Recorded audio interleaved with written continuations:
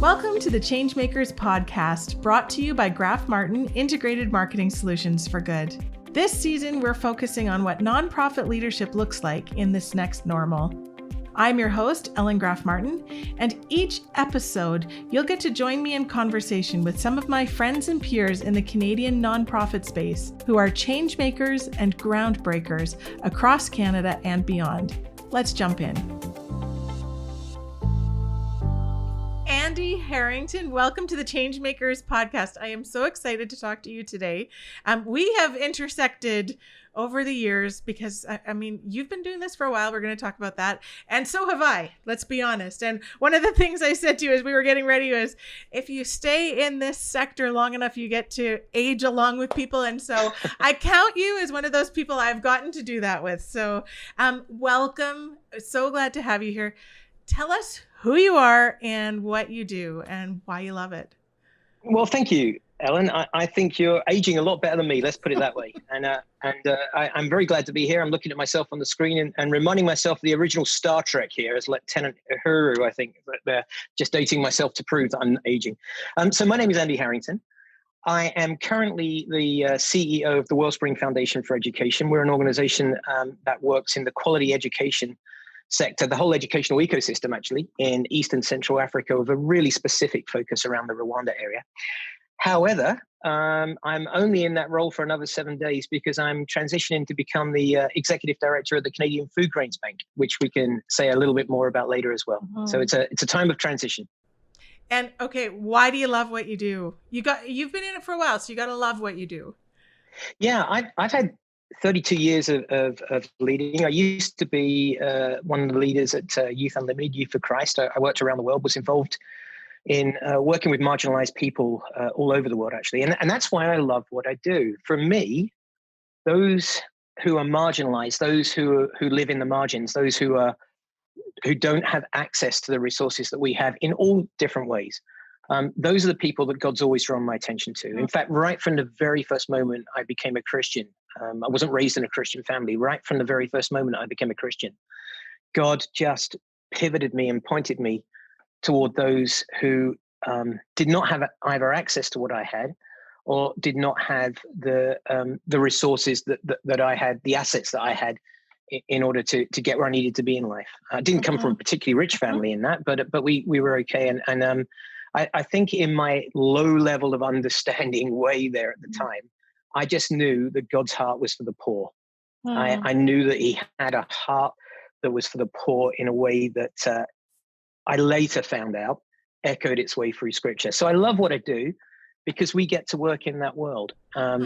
Education at Wellspring Education is one of the key factors that drives development in a country. The World Bank recently came out with its human capital index and said the two key factors that will determine a country's path forward are its health system and its education system.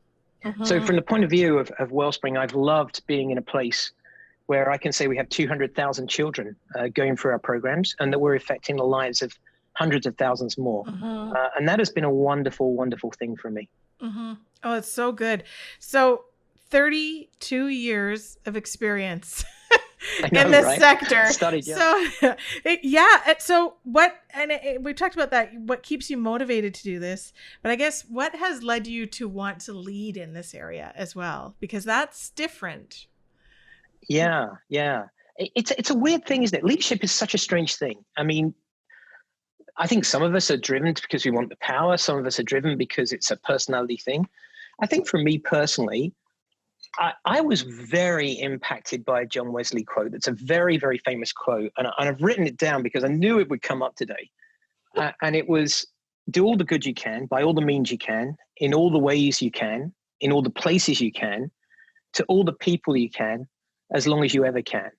And I think for me, and I think with quite a shallow understanding of what that meant at the beginning of my life, I was constantly looking for ways to try and make that happen. And I don't mean that in a wow, aren't I cool ways. I screwed up so many times. We could do a whole podcast series on how not to do it based on Andy Harrington's life. Okay? And mine too. I'm with you.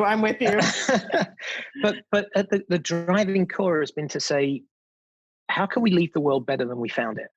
How can we do something that makes a difference? Now, I think any leader has a bit of ego. I would be blind if I didn't say I had as well. I've enjoyed leadership at most times, but I think the key thing has been to say, how can I help people to come to an understanding that they can make a difference in the world? I think leadership is about team. I don't think it's about one person. And so I happen to work with an amazing team at Wellspring. I'm looking at an amazing team I'm about to join at Canadian Foodgrains Bank. And for me, it's how can we come together and how can we work with our partners? How can we work with those who support us, our volunteers? How can we work with the people who we serve to build on their assets to make the world a better place? Well, and I would see you, maybe you don't see that yourself this way, but I would see you, especially having Youth for Christ background, Wellspring, as a fairly entrepreneurial leader, like figuring out what you need to do to get it done. Is that fair to say? I think it is. Well, I know it is actually. You can't be, I was in Youth for Christ for many years. You can't be in Youth for Christ without being entrepreneurial. Yes. But also, I work in a fabulous organization at Wellspring that was founded by two young guys, Richard Taylor and Jeff Comont, who came into it as entrepreneurs. And I was on the board before I became the CEO, so watch this happen. And so the alignment of my experience at Youth for Christ, working in the UK, in Central Europe, in Asia, over here in North America, it came alongside an organization that always wanted to be a speedboat and not an oil tanker, but also really wanted to be good, really wanted to be professional. And I think things aligned for that. And so we are an entrepreneurial organization. I am an entrepreneurial leader, but that's largely because of the DNA that was discipled into it. Our team is let's come up with something, let's make things happen. And it's exciting. It's an exciting place to be. Well, and I appreciate that because I am the same way. And I started off in OM. So OM is the ultimate entrepreneurial leader. So I spent 5 years in OM, and you can't spend 5 years in OM that you're not changed that way. So no, absolutely. Yeah. So so here's a question, and I didn't prepare you for this. So I love that. Like Canadian Foodgrains Bank seems like, okay, probably because bank is in the name, seems like a fairly solid, steady, non-entrepreneurial sort of organization. So how do you go into that as an entrepreneurial leader? Or is my preconception wrong? Well, I would say I wouldn't want to say whether you're right or wrong in that sense, but what I can say is what I've seen so far. So to give you a little story here, the reason I'm transitioning from Wellspring is not because I want to leave Wellspring. I love Wellspring. I am that one person who can put their hands up and say, this is crazy. Why am I leaving something I love so much? But the reason why I'm transitioning to Canadian Foodgrains Bank is because the incredible impact they have, and also because I feel that God called us to do that. And I would say they are actually quite entrepreneurial in that it's not one solid organization. It's actually an association of 15 members. And all of those 15 members are doing incredibly entrepreneurial things in the majority world, in over 32 countries, over $42 million of expenditure on some of the most really quite revolutionary programs around agriculture, on some of the best programs I've seen around food relief and food security with a mission to end global hunger. It's not, I think the word bank makes you think of the High Street Bank or the World Bank. It's not like that. It's a place where the money comes together. The Canadian government funds in because of the trust they have. And that is then distributed quite fast right into the front lines to the programs that are making the change. I've actually just this morning been watching a live stream from a demonstration project in Saskatchewan of how their farming programs, Canadian Foodgrains Bank's farming programs, work in places like Ethiopia, Tanzania, Kenya.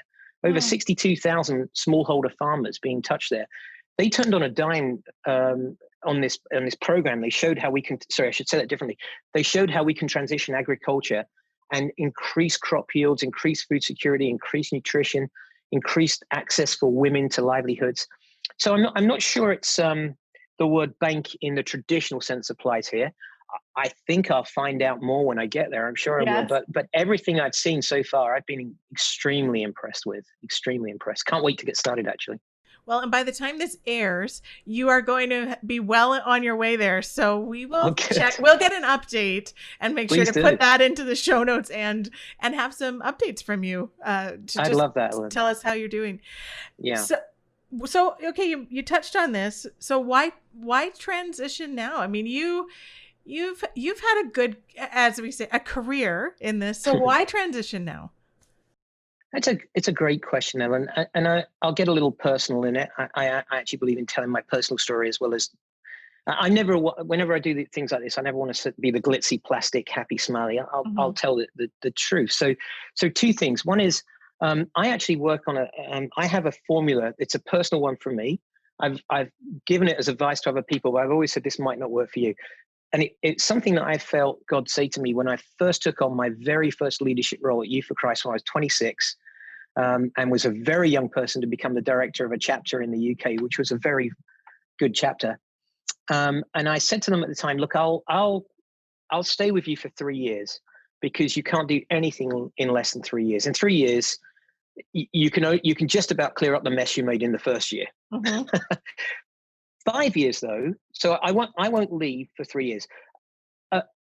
We'll take a look then, and at 5 years, we'll see if I'm going to go then. And the formula I put in place was right. In 3 years, God will have to tell me to go.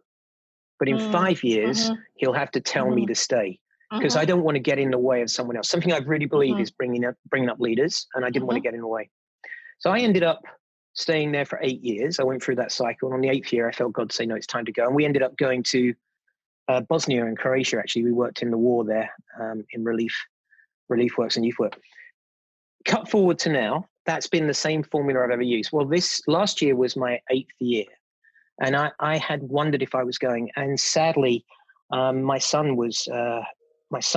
died as a result of a workplace accident. Just as we were beginning the process of thinking that through. It's a great tragedy to us and a shock. And so we put all decisions off for a year as a family.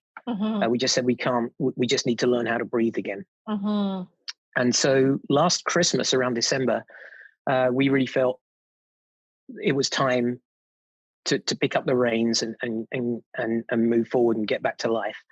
And one of the things I said to Helen, my wife, is I think we need to think and pray about that. And Canadian Foodgrains Bank had actually contacted me through their search people around 6 months before. And I'd said, can't even talk about this. We're in the middle of a year of grieving. And when I said, and in the night I said to Helen, I think we should be praying about this. 4 hours later, my email went and said, ding, hey, the position has come back open again. Would you be willing to have a conversation? And I thought, that's really weird because I'd actually said to her that day, the one thing I'd think about that would take me out of Wellspring is something that has a real impact globally, where I could really, really be part of an amazing team making a difference. And we went through a process of prayer over 2 weeks and discerning and thinking. I came to realize at Wellspring that my job was mostly cheering people on and making the coffee and stamping the envelopes because they were so great. The team is so amazing.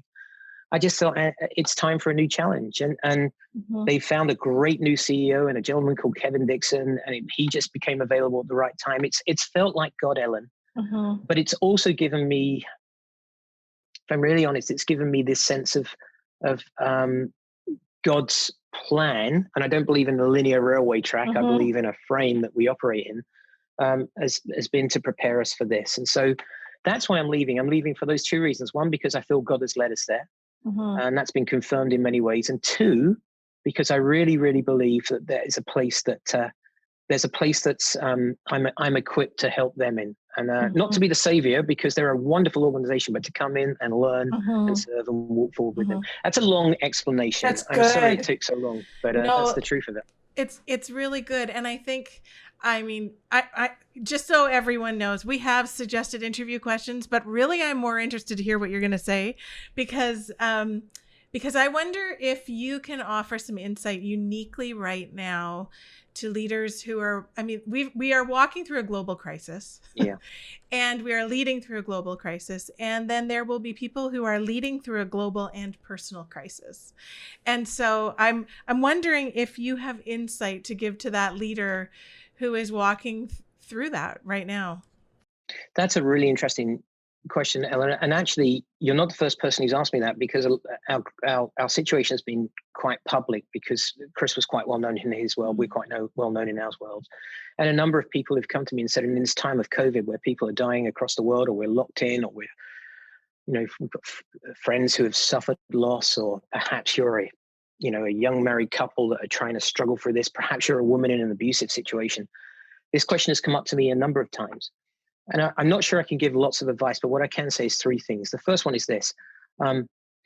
At times like this, I've found it's more important than ever to just sit and be and not react, to just sit and be and live in the pain and learn how that can be tolerated. How can you tolerate the intolerable? I watched Hamilton the other day, and they talk about dealing with the unimaginable. And how can you deal with the unimaginable? And the first place that starts is with being quiet. I had a year of God being quiet with me, and I came to realize that what he was actually doing was protecting me. I wanted him to come and give me a big hug and tell me he loved me and, be a puppy dog and jump on me. And he was silent. And I came to realize the shepherd is out there building a wall of protection around me. And I learned to be quiet and just be and immerse myself in my emotions. So that's the first thing I would say is don't deny yourself the emotions that you're feeling. Just be and bring them to God. The second thing I would say is, once you've done that, once you've brought some balance, and it's a parallel process. You never get to a place where that's done. It comes in waves. The key thing is to say, this is not my life forever. I need to figure out, I need to understand that there is a future ahead of me. I may not know what it is, but I need to understand that there is a future ahead of me, that the God who has always been with me will not fail me now, even though my life has been ripped asunder. The God who has always been there in the past, like a series of stepping stones that rose across a river as I trod into the raging torrent, will create the stepping stone to come up under my feet when he asks me to walk next time. So that's a confidence thing, rebuilding trust. And then when you're ready to that, I have found in my own life, that's when God says, okay, now you're ready, let's talk. So those are the three. And so that third thing means that when it's time, don't stay static, move forward. You can't, in the grief, you can't move forward and leave the grief. You carry the grief with you. My wife and I have talked about how a hole has opened up in our lives. And at first it was this awful, terrible pit. And we couldn't even look into it. It was such a shock. And what we're learning to do is to plant flowers around the edge of it and turn it into a garden where we can remember the beautiful things and also where we can refresh ourselves to go forward to the next things. So those would be the three things to me: to sit and be still, to trust and have confidence. And then when the time is right, not to say I can't do this anymore, but to move and believe. And there's lots of little ancillary things. We've had an amazing group of friends and family around us who have not let us go, have encouraged us. And so it's finding the right people around you. So this intersects with the personal and work, if that makes sense. We are in a crisis. Absolutely. Terrible things are happening. But I think these are things that now, if we allow them to, can actually propel us to be better at what we do, so that we can take, there's no bright light in you losing my son. No.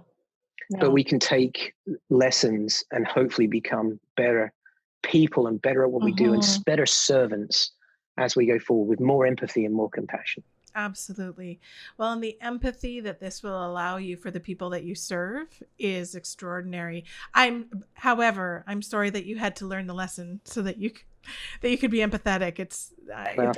Thank you for trusting us with your story. I really appreciate that. I have learned, one of the things I've learned is it's important to tell the story of who we are. Everybody has a story, Ellen. I know we're totally off. I've got your questions. This is good. Oh, yeah. I'm just going to throw them. Yeah.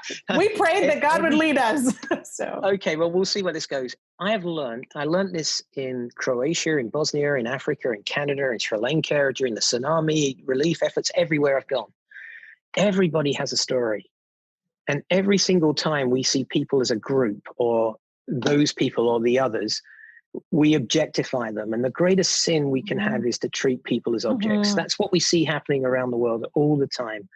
We even do it in our work when we talk about numbers and stuff. We can objectify people.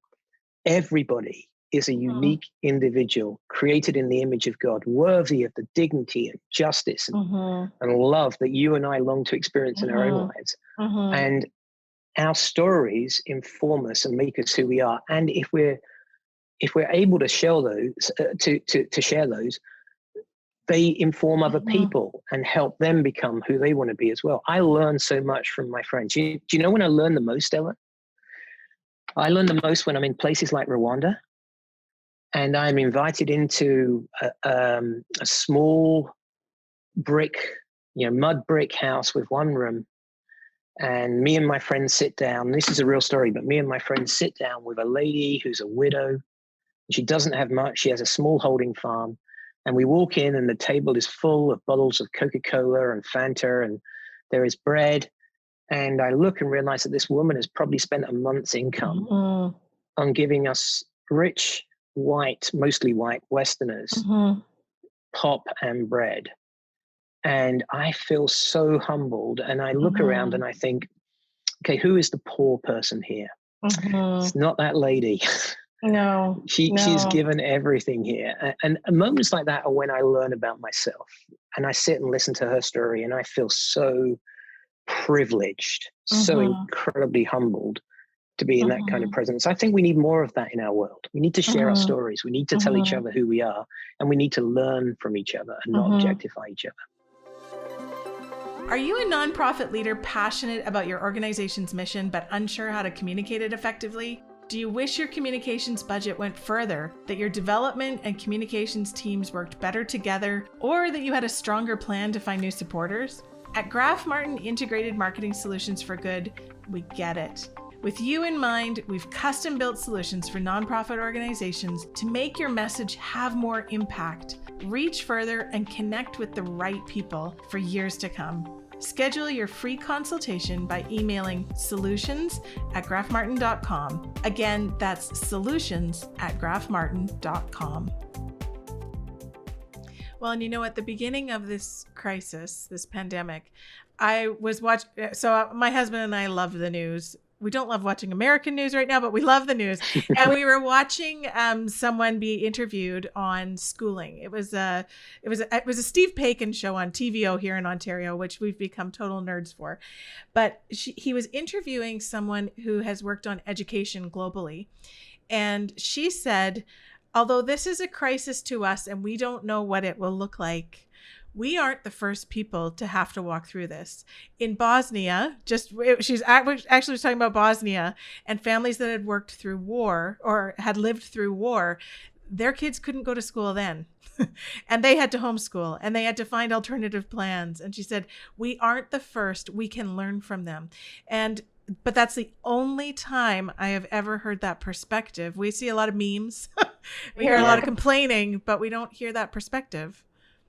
Well, so she is so right.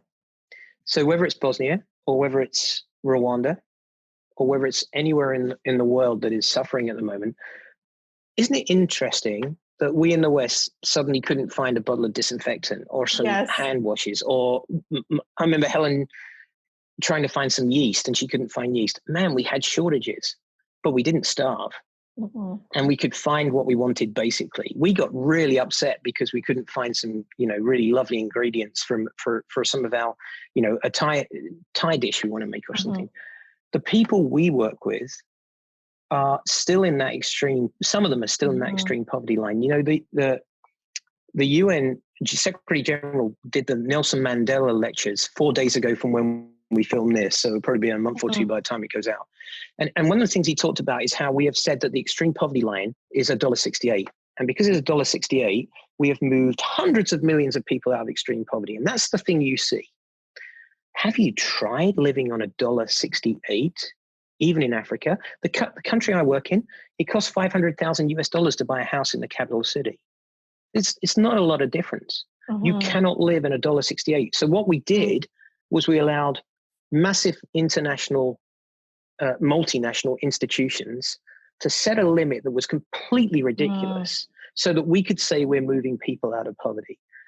Food shortages, lack of education, lack of healthcare, that is a daily reality for hundreds of millions of people across the world. And the World Bank has just come out and said, the World Food Program rather, has just come out and said that there will be at least another 130 million people moving into massive food instability, real hunger in the next year as a result of COVID-19. that's one of the things that the Canadian Foodgrains Bank will be on the front lines of dealing with. I'd love to say more about that in a moment.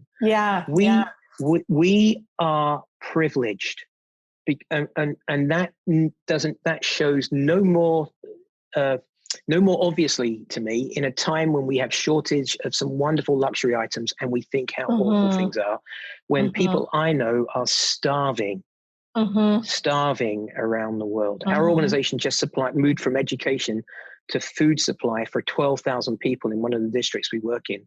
Because how can we help them with education if they can't eat? Yeah. So I'm quite passionate about this. It's actually another reason why I'm going to the bank, because we have to, as Canadians, be on the front line of dealing with these issues that are coming at us like a locomotive train. Yeah, and food insecurity is something that we got this tiny, I mean, people thought that there was food insecurity a couple of months ago. And my shameful moment was going through Costco at the beginning of all of this and saying, I have no idea what it's going to look like over the next couple months. And my cart was so loaded. I wasn't hoarding, I promise. I watched it. But it was just like, I genuinely wasn't hoarding, but I was like, what are we going to need for the next 2 months if we just can't get back here? And so my cart was loaded, and it was funny because when I was walking through Costco, everyone was like zombies. They wouldn't talk to each other. They wouldn't look at each other. They were afraid of each other. And there was this general fear. And so, I mean, that's kind of what food insecurity feels like to us. But what does food insecurity really feel like? Because we need to understand it. Yeah. So it's interesting because this is going to be my new world, but I've had I've had some experience here, but I've had quite a taste of it in these last 4 months as our organization had to pivot towards dealing with that. And I think what we have to remember is there is food insecurity in Canada. 27% of people in BC live below the poverty line. In my old work, I did a lot of work in East Vancouver around East Hastings Street, which has its strap line. You'll see on various websites as the worst postcode in North America. Well, what does the worst postcode mean? I met a lot of beautiful people there, but there was an awful lot of homelessness and hunger actually there as well. So food insecurity is here, but it's not. It's very different in the majority world, where you don't know if you're going to be able to put food on the table for the next meal, let alone the meal in 2 months' time that you're stocking up for, as we all did. Don't feel guilty about that, Helen. We all did that. It was brought home to me a while back when my wife and I were visiting Rwanda and visiting one of the schools we work in. And I was in a meeting, she was outside, and she watched a young boy walk across the playground and keel over. He just fainted. And she ran to help him, and another teacher ran to help. And the teacher, she said, "What's going on here?" And she said, "Well, we know that this boy hasn't eaten for 7 days. He lives with his grandparents and they've got no food." And it was at that point she came to me, and this wasn't in Wellspring, this was in our previous organization. She said, "We have to start a feeding program here before we do anything on education, because we can't teach people math or English if they're keeling over in the classroom." And the school already had a plan to do that. We were able to get behind and help them. So what does food insecurity look like? It looks like hundreds of millions of people in that situation. It looks like people in refugee camps trying to figure out how they're going to get food when they have no access to supply whatsoever. It looks like it looks at the moment where food supply chains are broken down. There's food in the ground that's been grown, but there's no way to get it to market because of the lockdown. It looks like borders closed and the inability to have trade. It looks like crops rotting in the ground because they can't be harvested, which means a smallholder farmer can't sell them. So they can't buy the food, the seed for the next crop. And that creates long-term instability. It looks like a lot more people being in a situation where they are there. I've never really been hungry, but I've had it described to me by people on the ground where they can't think of anything else other than I have to eat. So I would say, Ellen, that it's a crucial things for Canadians to be aware of. And we're in a growing food crisis that we're going to see around the world. We have to help, and there is a place for Canadians to help. One of the things, one of the other reasons why I'm joining Canadian Foodgrains Bank as a Christian is it's a Christian faith-based organization. I love the fact that it's 15 denominations that are maybe quite separated in their theological stance, that when they come and sit around the table, all they think about is Matthew 25 stuff. What you did for the least of these, you did for me. And they come together, and it's love lived out in action. And I want Canadians to understand that inside the church and outside the church. At a time where Christians get a bad rap because of some of that stuff you watch on the American news, and a bit on ours sometimes as well. Yeah, totally. I want people to see, no, this is what Christian love is. This is Canadian Foodgrains Bank, helped nearly 1 million people last year. I think the exact stats are 866,000 people. That's Canadians did that. That's people who made that happen in farms across the country, in churches. That's Canadians. And we need to be so, so proud of that. But as a country, we need to do more. We want to see the government increase its overseas development aid. We should be at 0.7%. We're about 0.26 at the moment. We want to see them do more, and we want to see them come alongside those that are hungry. And we know there's an interest there to do that. We know they want to do that. And we're starting to see their response already. So we encourage them to do more. That's so good. So there, again, we have so much to talk about, but collaboration is something that you just mentioned. Honestly, I think the way forward, the way of the future, not just the way of the future, but the way now, today, is collaboration between like-minded organizations. Last year, I'm trying to think, what year are we in? This year is the weirdest year. Like, when did we do this? Can we just blink 2020 out? Can we just pretend it didn't happen? It wasn't last year. It was at the beginning of this year, I believe. I hosted with Alice and Allie at Compassion a breakfast with a group of leaders. And we were talking about how if we could collaborate and bring all of our strengths to the table and say, hey, I'll do this part, you do that part. Someone else says, I can do this part. We can do so much more. So tell me about how you're seeing that shift as well. Well, first of all, let me just say I'm a fan of Alison Alley. I think she's an amazing leader at Compassion. I think we could all learn a lot from Alison. I actually believe I had a conversation with two other CEOs of an organization, of three organizations that came together on a little Zoom call to say, how can Wellspring work together? And one of our core values at Wellspring is open-handedness and open sourcing. Anything we've got, we want to give away. I've always believed in collaboration. There is no more time where there's no time where that's been more important than at the moment. I completely agree with you, Ellen. So let me break that down into two chunks, first now and then the future. I think we have been, as a sector, way too siloed. I believe we haven't shared enough. And I think we've been a bit protective, and it's that whole fundraising thing that comes into that. But it's also the way in which, the size of the country works.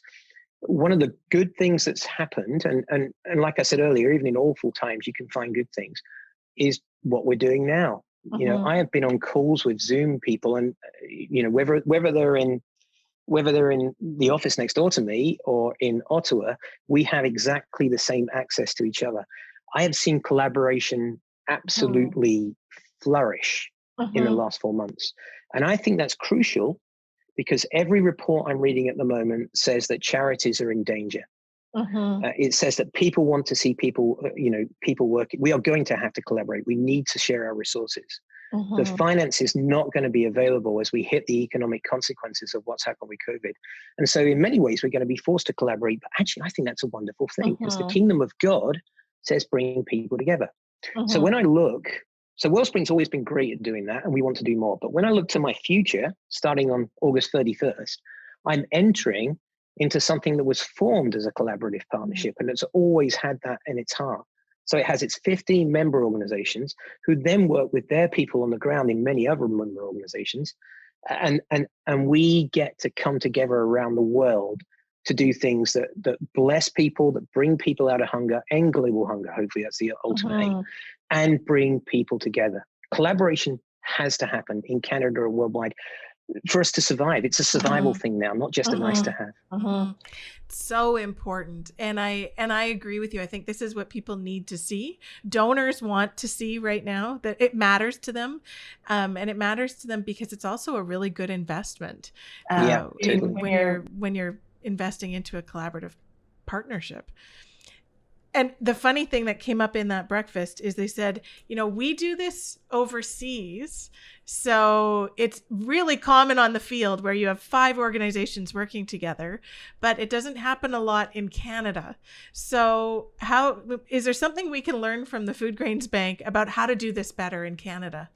Well, I think I'm going to use both Foodgrains and Wellspring. So an example of it on the field is at Wellspring, we head up a collaboration of over 100 agencies in Rwanda that are engaged in education, and we collaborate together and we represent that to the government, the Rwandan government. So we speak with one voice and we share resources, and it's a wonderful thing. Foodgrains starts with 15 members. It was actually started by the MCC back over 40 years ago, I believe. They shared from their heart was to share from the start and say, this is bigger than us. And so slowly members, quickly at the beginning, and then since then, more members have joined. And I think what it shows is that when we come together, we can, leverage more resources, because in the end, it's not about us. Mm-hmm. It's about the people that we're trying to see come out of hunger. We can leverage more resources. We can share our expertise. But I think there's also a spiritual component to it as well, which is that, it's that whole unity running down the beard of Aaron that we read in Psalms. There's a place where you sit around the table and you look at each other and say, this isn't going to fail because of me. I'm not going to allow it. I am going to make you successful because it reflects well on all of us. And in that, we find the synergy of success as people come together. So I think the learning from Foodgrains and from Wellspring is that we are better together. But unity changes things. And that means sometimes overlooking, those stupid arguments that we have. And I'm not a big fan of some of the culture wars that go on, where we have decided this is the big thing we're going to be angry about this week. Let's just put that aside and try and see things through the eyes of Jesus. Right? I'm not interested in a theological argument about something that we might find a couple of verses about in the Bible, when I see through the Bible, feed the poor, care for the poor. Over 200 references to righteousness and justice together in the Old Testament alone. Jesus walking into so many situations, to a party with the Pharisees and saying, reaching out particularly to the paralyzed man who's unclean and shouldn't even be acknowledged in that meeting, really. But that he puts his laser-like focus on that person. And I think when we can come together around that heart of God, we can do great things. And I think it's reflective to the rest of the nation in terms of what the church should be as well. And you mentioned something earlier. And you said you don't want to be plastic, so I'm going to say it. So you said one of the big things as leaders that we have to do is lay our ego aside, acknowledge our ego. and I don't know if there's even a way to really lay that ego aside, but to acknowledge it is a massive step in being able to collaborate. Well, I think it is. I think that there's a couple of things we have to do. We have to learn to say sorry more. I think I bet there's a bunch of organizations that would be working if they didn't have some kind of historical landmine that stops that. And I think sometimes we just have to say sorry. I've experienced that myself. Of saying, guys, I'm really sorry. I wasn't even involved in that, but that should never have happened. Or yes, I was involved in that, but that should never have happened. I think there's that. I think there's also realizing that some leaders have skills that we don't, and we shouldn't be insecure about that. We should just say, this person is better at this than I am. Let me get behind them. Here at Wellspring, we actually have a team philosophy, which I think is worth saying, because I think I'm beginning to see it played out in Canada. We call it the goose analogy. So rather than saying you're responsible for this, you're responsible for this, you're responsible for this, we have a mentality with our team that we're all responsible, but every now and then one goose needs to fly to the front and we get behind and tuck in. So, hey, we're doing this event, so we're all tucked in behind you. And hey, that's over now, so you slide down and take it easy in the slipstream and this person comes forward. And I think that's a really good analogy for how we need to be in collaboration. Like, this is you. How can we help you? Hey, now it's us. How can you help us? And if we can do it well, we slide it in like that, and we don't even realize that there's ego involved, because we're just saying, let's come together. There's some great associations beginning to do that now across the country that I'm excited that I get to be part of at Foodgrains Bank. So good. Well, and I I can see a generation of leaders being raised up who are in that mindset. They really are. And so I am glad that you are one of those leaders. I hope so, Ellen. It's all good on the podcast. We've got to put it into real life. There you go. That's true.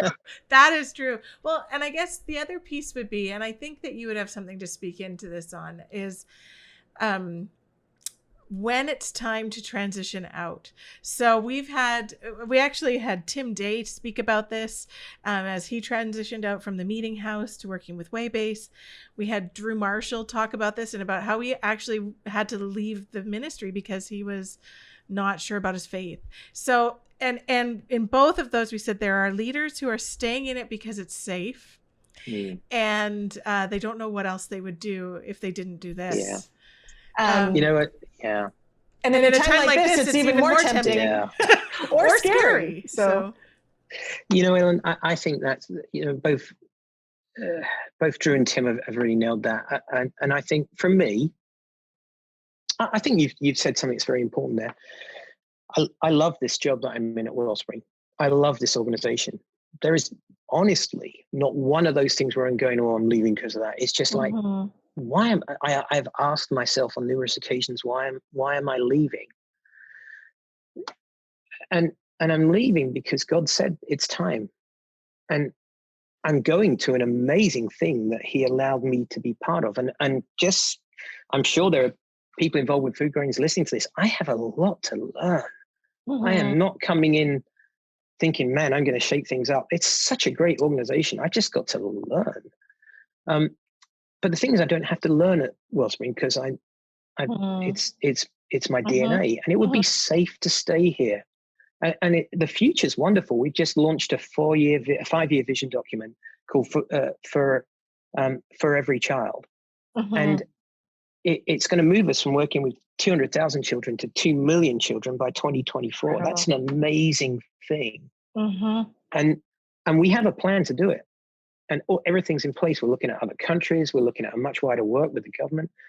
There is many things I could be excited for and stay here. But I think the thing that jogged me was knowing if I stayed now, it would be safe for me. I would, and it wouldn't take much more for me to just lose that entrepreneurial nature that you said and just sit in the corner and drink coffee and say, good job, guys, and occasionally jump up and speak some things.